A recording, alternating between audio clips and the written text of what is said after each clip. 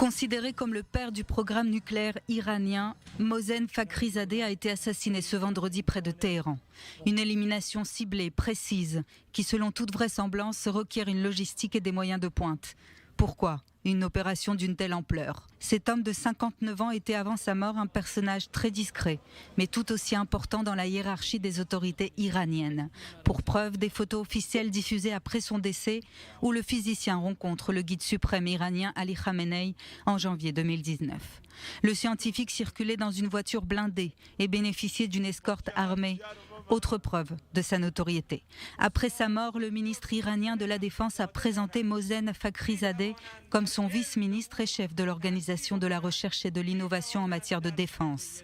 Occupait-il ce poste hautement important de la défense anti-atomique et participait-il à un rôle majeur dans les innovations de défense de son pays, comme l'a affirmé Amir Hatami ?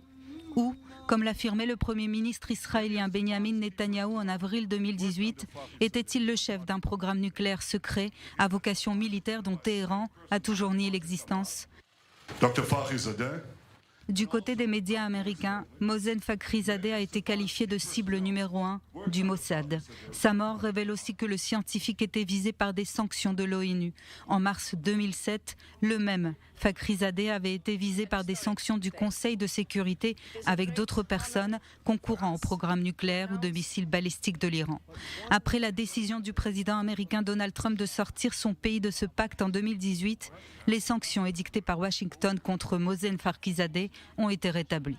Ce professeur de physique aurait aussi dirigé le projet Ahmad, un programme secret pour permettre à l'Iran de se doter de la bombe nucléaire. Pour de nombreux Iraniens, ce scientifique a été élevé au même rang que le général Qassem Soleimani, éliminé en janvier dernier par Washington.